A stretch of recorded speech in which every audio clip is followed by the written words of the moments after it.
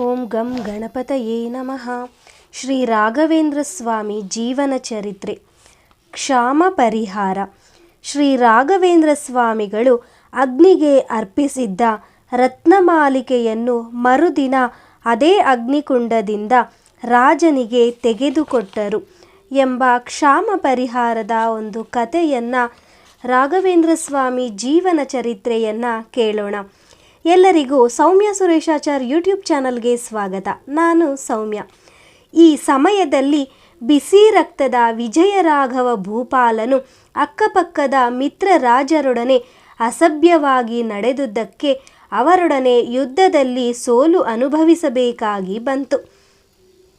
ಅವರು ರಾಜ್ಯದ ಸಂಪತ್ತನ್ನೆಲ್ಲ ಕೊಳ್ಳೆ ಹೊಡೆದದ್ದರಿಂದ ಭಂಡಾರವೆಲ್ಲ ಬರಿದಾಗಿ ಬಹಳ ಕಷ್ಟಕ್ಕೆ ಗುರಿಯಾದನು.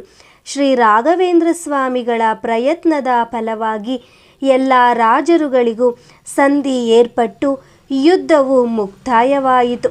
ಆದರೆ ಆಗ ಆದ ಲೂಟಿಯಿಂದಾಗಿ ದವಸ ಧಾನ್ಯಗಳು ಸಂಪತ್ತು ಎಲ್ಲ ಪರರ ಪಾಲಾಯಿತು. ಅದೇ ಸಮಯಕ್ಕೆ ಪ್ರಕೃತಿ ವಿಕೋಪದಿಂದ ಮಳೆ ಬೆಳೆಗಳಾಗದೆ ತಂಜಾವೂರು ದೇಶಕ್ಕೆ ಭೀಕರ ಕ್ಷಾಮವು ತಲೆದೋರಿತು. ವಿಜಯರಾಘವ ನಾಯಕನಾದರೂ ಸ್ವಾಭಾವಿಕವಾಗಿ ಪ್ರಜಾಹಿತೈಷಿಯೂ ಉದಾರಿಯೂ ಆಗಿದ್ದನು. ರಾಜಭಂಡಾರವನ್ನೆಲ್ಲ ವಿನಿಯೋಗಿಸಿ ಪ್ರಜನರಿಗೆ ಅನುಕೂಲ ಮಾಡಲು ಪ್ರಯತ್ನಪಟ್ಟನು.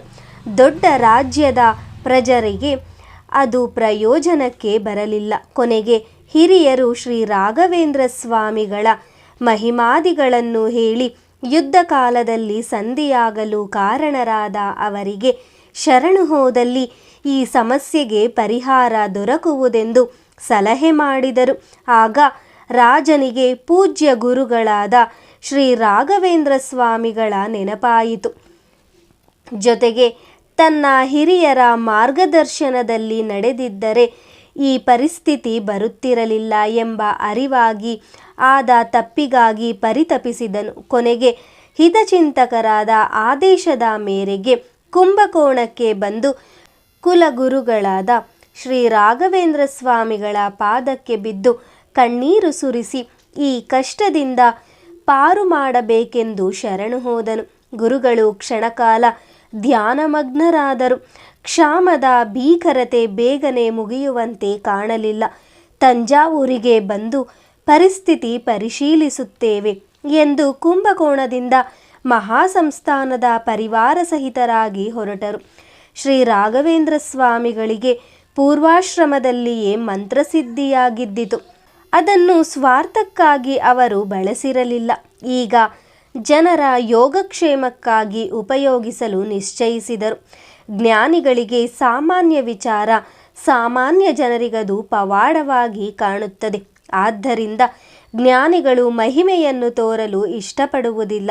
ದೇವರ ಇರುವಿಕೆ, ಧರ್ಮದಲ್ಲಿ ನಂಬಿಕೆ, ವೇದಗಳ ಮಹತ್ವ ತೋರಿಸಿ ಜನರಲ್ಲಿ ಆಸ್ತಿಕ ಭಾವನೆಯನ್ನು ಮೂಡಿಸಿ ಧಾರ್ಮಿಕ ಪ್ರಜ್ಞೆ ಉಂಟು ಮಾಡಲು ಒಮ್ಮೊಮ್ಮೆ ಅಮಾನುಷವಾದ ಮಹಿಮೆಯನ್ನು ಅನಿವಾರ್ಯವಾಗಿ ತೋರಬೇಕಾಗುತ್ತದೆ. ಶ್ರೀ ರಾಘವೇಂದ್ರ ಸ್ವಾಮಿಗಳು ಮರುದಿನ ಮಠದಲ್ಲಿದ್ದ ಧನ ಧಾನ್ಯ ಸಂಪತ್ತಿನೊಡನೆ ಕುಂಭಕೋಣಕ್ಕೆ ಬಂದರು. ತಾವು ತಂದಿದ್ದನ್ನೆಲ್ಲ ವಿನಿಯೋಗ ಮಾಡುವಂತೆ ರಾಜನಿಗೆ ಆದೇಶ ಮಾಡಿದರು. ಅವರ ಉದಾರ ಸ್ವಭಾವವನ್ನು ಕಂಡ ಆ ರಾಜಪ್ರಜರು ಅವನನ್ನು ದೇವನೆಂದು ಭಾವಿಸಿದರು. ಮರುದಿನ ರಾಜನ ಧಾನ್ಯಾಗಾರಕ್ಕೆ ಹೋಗಿ ಪರಿಶೀಲಿಸಿದರು. ಪರಮ ಕರುಣಾಳುಗಳಾದ ಗುರುಗಳು ರಾಜನ ಧಾನ್ಯಾಗಾರದಲ್ಲಿ ಶ್ರೀರಾಮ ಬೀಜಾಕ್ಷರವನ್ನು ಬರೆದು 3 ದಿವಸ ಉಪವಾಸ ಕುಳಿತು ಧ್ಯಾನಾಸಕ್ತರಾದರು. 4ನೆಯ ದಿವಸ ರವಿ ಉದಯವಾಗುತ್ತಿದ್ದಂತೆ ಆ ಧಾನ್ಯಾಗಾರದಲ್ಲಿ ಒಂದು ಅದ್ಭುತ ಮಹಿಮೆಯೇ ನಡೆಯಿತು. ಸಮಸ್ತ ಧಾನ್ಯಗಳು ಅಕ್ಷಯವಾಗಿ ಹೊಸ ಧಾನ್ಯ ರಾಶಿಗಳಿಂದ ಧಾನ್ಯಾಗಾರ ತುಂಬಿ ತುಳುಕತೊಡಗಿತು. ಈ ಪವಾಡವನ್ನು ಕಂಡ ರಾಜಪ್ರಜರು ಆನಂದಾತಿಶಯದಿಂದ ಉತ್ಸಾಹಪೂರ್ವಕವಾಗಿ ಜಯ ಜಯ ಶ್ರೀ ರಾಘವೇಂದ್ರ ಎಂದು ಹರ್ಷೋದ್ಗಾರ ಮಾಡಿದರು. ಅಂತೂ ಶ್ರೀ ರಾಘವೇಂದ್ರ ಸ್ವಾಮಿಗಳ ಭಕ್ತಿಗೆ ಶ್ರೀ ಧಾನ್ಯಲಕ್ಷ್ಮೀ ದೇವಿಯು ಒಲಿದು ಧಾನ್ಯವನ್ನು ಅಕ್ಷಯವಾಗುವಂತೆ ಹರಸಿದ್ದಳು. ಈ ರೀತಿ ಶ್ರೀ ರಾಘವೇಂದ್ರ ಸ್ವಾಮಿಗಳು ಸುಭೀಕ್ಷವನ್ನುಂಟು ಮಾಡಿ ಕ್ಷಾಮವನ್ನು ಪರಿಹರಿಸಿದರು. ಮಳೆ ಬೆಳೆಗಳು ಮೊದಲಿನಂತೆ ಆಗುವವರೆಗೂ ಧಾನ್ಯಗಳು ಅಕ್ಷಯವಾಗಿ ತುಂಬಿ ತುಳುಕುತ್ತಿದ್ದುದು ಒಂದು ವಿಚಿತ್ರವಾಗಿ ಎಲ್ಲರನ್ನೂ ಆಶ್ಚರ್ಯದಲ್ಲಿ ಮುಳುಗಿಸಿತು. ಪೂಜ್ಯರೇ, ನಿಮ್ಮ ಅನುಗ್ರಹದಿಂದ ನಾನು ನಮ್ಮ ಪ್ರಜೆಗಳು ಬದುಕಿದೆವು ಎಂದು ರಾಜನರು ಉದ್ಘರಿಸಲು, ಇದೆಲ್ಲ ಶ್ರೀಹರಿಯ ಅನುಗ್ರಹವೇ ಹೊರತು ನಮ್ಮದೇನೂ ಇಲ್ಲ. ಕ್ಷಾಮ ಪರಿಹಾರವಾದಾಗ ವೇದ ಮಂತ್ರ ಜಪ ಹೋಮಾದಿಗಳನ್ನು ಏರ್ಪಡಿಸು ಎಂದು ರಾಜನಿಗೆ ಶ್ರೀ ರಾಘವೇಂದ್ರ ಸ್ವಾಮಿಗಳು ಅಪ್ಪಣೆ ಮಾಡಿದರು. ಶ್ರೀಗಳವರ ನೇತೃತ್ವದಲ್ಲಿ 1 ತಿಂಗಳ ಕಾಲ ಜಪ ಹೋಮಾದಿಗಳನ್ನು ಮಾಡಿಸುತ್ತಿರಲು ಗುರುಗಳು ಸ್ವತಃ ತಾವು ಮಂತ್ರ ಪುರಶ್ಚರಣೆ ಅನುಷ್ಠಾನಗಳನ್ನು ಮಾಡಿದ್ದರಿಂದ ರಾಜ್ಯದಲ್ಲೆಲ್ಲ ಉತ್ತಮ ಮಳೆ ಬಿದ್ದು ನದಿಗಳು ತುಂಬಿ ಹರಿಯತೊಡಗಿದವು. ಪ್ರಜನರು ಮೊದಲಿನಂತೆ ಧಾನ್ಯಗಳನ್ನು ಬೆಳೆದು ನೆಮ್ಮದಿ ಕಂಡರು.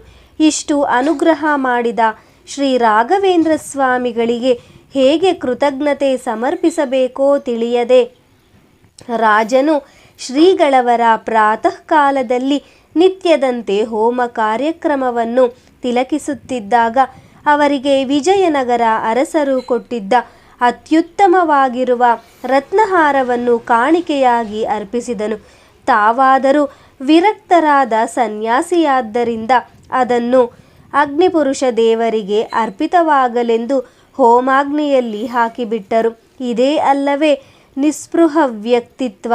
ಆಗ ಅವಾಕ್ಕಾದ ರಾಜನು ಮನಸ್ಸಿಗೆ ಖೇದ ವ್ಯಕ್ತಪಡಿಸುತ್ತಿರುವುದನ್ನು ನೋಡಿದರು.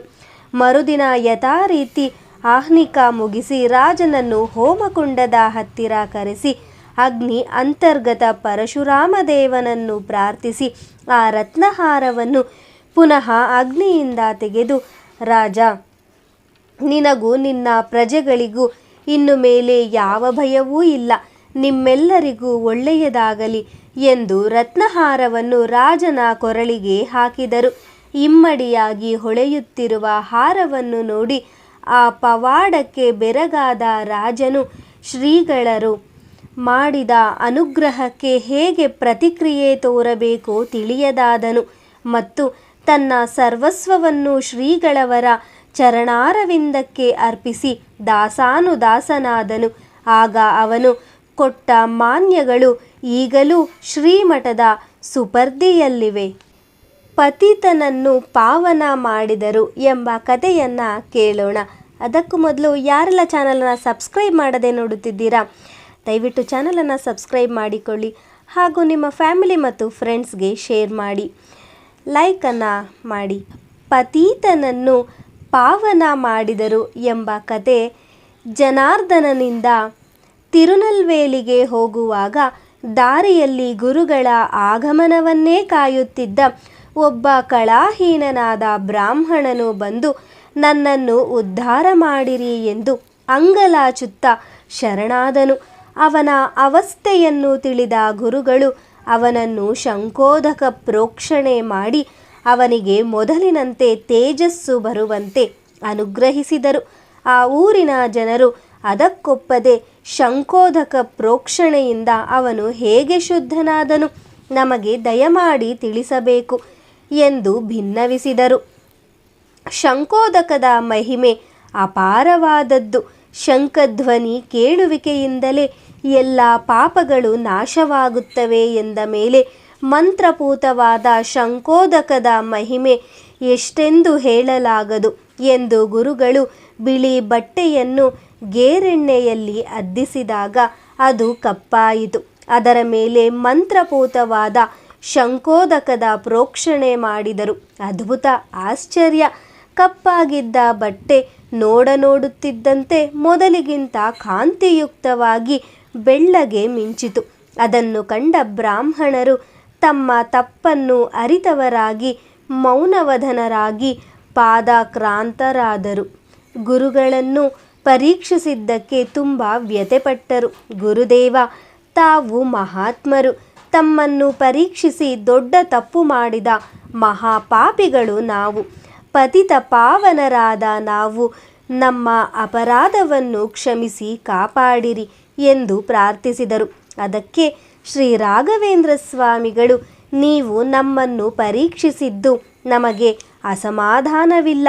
ಈಗಲಾದರೂ ಈತನು ಶುದ್ಧನಾದನೆಂದು ಇವನೊಂದಿಗೆ ಸೌಜನ್ಯದಿಂದ ವರ್ತಿಸಿ ಸೌಹಾರ್ದದಿಂದ ಬಾಳಿರಿ ಎಂದು ಉಪದೇಶ ಮಾಡಿದರು. ಎಲ್ಲರಿಗೂ ತೀರ್ಥಪ್ರಸಾದ ವಿತರಣೆ ಮಾಡಿ ಫಲ ಮಂತ್ರಾಕ್ಷತೆಗಳನ್ನಿತ್ತು ಅನುಗ್ರಹ ಮಾಡಿದರು. ನನ್ನ ಮುಂದಿನ ವಿಡಿಯೋದಲ್ಲಿ ಅಂಬಾರಿಯಲ್ಲಿ ಅಮರ ಗ್ರಂಥ ಮತ್ತು ಶ್ರೀರಂಗದಲ್ಲಿ ಜ್ಞಾನಯಜ್ಞ ಎಂಬ ಕಥೆಯನ್ನು ಕೇಳೋಣ.